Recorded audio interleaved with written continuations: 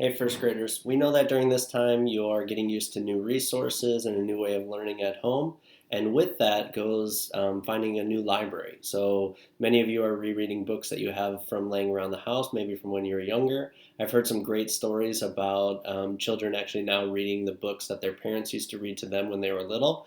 And it's been amazing to hear the different things that each of you is reading. So with that, we just wanted to take some time as a first grade team to talk about the 3 ways to read those books that you have at home. I want you to pause the video now and take some time to think about the 3 ways that you could read the books that you have at home. Pause the video now and give it a minute to think about that. Great, welcome back. So I hope you came up with some ways that you could read those books at home. And today we're going to go through each of those 3 different ways. The 3 different ways that we want to talk about are, 1, reading the words in the book, which might be something that you thought of. Second, reading the pictures for those books, which also you might have thought of. And the 3rd way is to retell some of your favorite stories. Each of those ways is a really important way to read the books that you have at home. And what I did is I actually created a little poster here, just like the ones that we had in our classrooms, to help remind you of the 3 different ways that you can read the book. Again, reading the words, reading the pictures, and retelling some of your favorite stories. We're going to go through this lesson, and then you're going to be challenged to make your very own poster for your library at home. So I created this poster here for you, and I used some of my favorite books, the ones that I have at my home library. And I wrote 3 ways to read a book as the title of my poster. Number 1 was to read the words. Now there, I'm actually going to go through the book, point to each and every single word, and do my very, very best to read all the words in that text. The second way is to read the pictures of the text. You can see I chose another book there. You might be able to see my little elephant.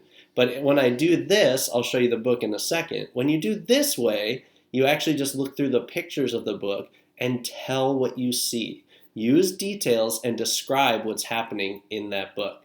And the 3rd way is to retell some of your favorite stories. Here, I've included The Legend of the Indian Paintbrush, which is one of my very, very favorite books. So I'll leave this poster up here as I show you briefly how to do each of these strategies.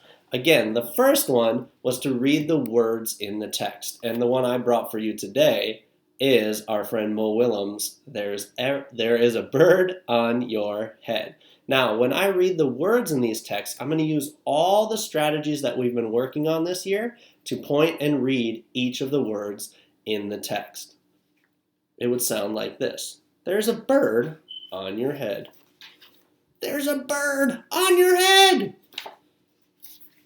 When I get to the challenging words, I'm going to think of all the strategies that Mrs. Sprunger and Mr. Manley have given you to help you figure out those challenging words.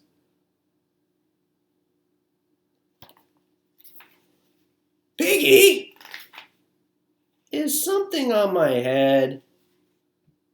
Yes. So you can see, you just go through the books that you have at home, doing your very best to read each and every single word. When you get stuck, just try your very best. If you're still stuck, go ahead and move on. You might get it after finishing that sentence.